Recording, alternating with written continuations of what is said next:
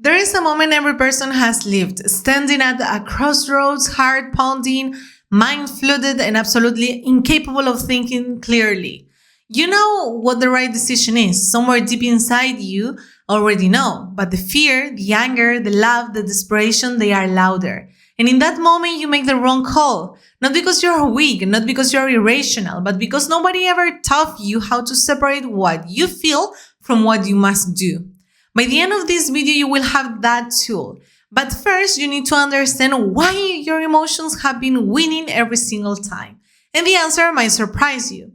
The real enemy is not your emotions. Most people believe the goal is to eliminate emotion from decision making, to become some kind of cold, calculating machine that processes data and spits out the optimal answer. That is a lie that has cost millions of people their careers, their relationships, and their peace of mind. The truth is that emotions are not your enemy. They are messengers, powerful, urgent, sometimes distorted messengers. The problem is not that you feel. The problem is that you have never learned to listen without obeying. Think about the last time you made a decision you regretted. What is impulsive? Was it impulsive? Did it feel right in that exact second? Did the urgency of the emotion convince you there was no time to think? That urgency, that feeling that you must act right now is the trap. And somewhere underneath every bad decision made under emotional pressure, there is a single root emotion driving the whole thing. For most people, it is fear of loss, fear of rejection, fear of being wrong. And once that fear takes control of a steering wheel, reason becomes a passenger with no voice. Here's what science confirms and experience proves. When you are in a state of high emotional activation, the part of your brain responsible for rational thinking, your prefrontal cortex, literally goes offline. Not metaphorically, physiologically. The blood flow, the neural priority, the cognitive resources, they all rush toward survival, toward reaction, toward the fastest possible response. Your brain doesn't care about the right decision. It cares about the immediate threat. And in the modern world, that threat is almost never a predator. It is a conversation, a message, a deadline, a person you love acting in a way you didn't expect. The ancient wiring fires anyway. So what do high-performing people do differently? It is not that they feel less. Their research on online decision makers, from surgeons to military commanders to top executives, consistently shows they feel just as intensely as everyone else. The difference is a skill, a practice, deliberate, learnable skill. And that skill begins with one deceptively simple act, the pause.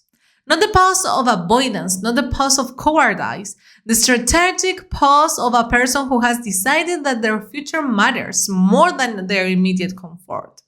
When you are consumed by emotion and a decision demands your attention, your first move must never be to decide. Your first move must be to name what you are feeling out loud or on a paper or even silently in your own mind. There is a neurological reason for this. The act of labeling an emotion, researchers call it by effect labeling, reduces the intensity of that emotion almost immediately. It transfers cognitive control back from the reactive brain to the reasoning brain. You are not suppressing the emotion, you are not denying it, you are acknowledging it, so it no longer has to scream to be heard.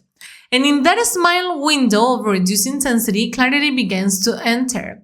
But naming the emotion is only the beginning. The next step is one that almost no one takes. And it is the step that separates people who are controlled by their lives from people who direct them. You must ask yourself, what would I decide if I were not afraid right now? Not what feels right, not what relieves the pressure. What would the most rounded, clear-eyed version of you choose? That question alone has the power to completely reframe a situation that felt impossible 30 seconds before. Because the answer almost always exists. You already know it. The emotion was simply standing in the way.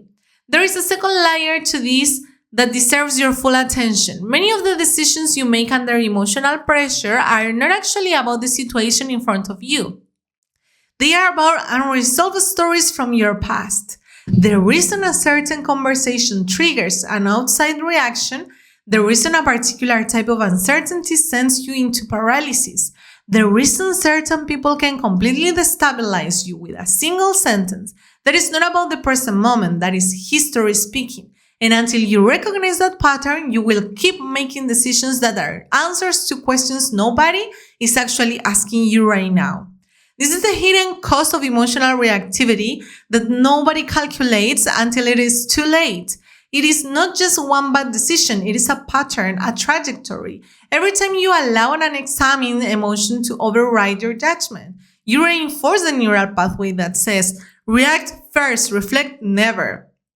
And over months and years, that pathway becomes a highway.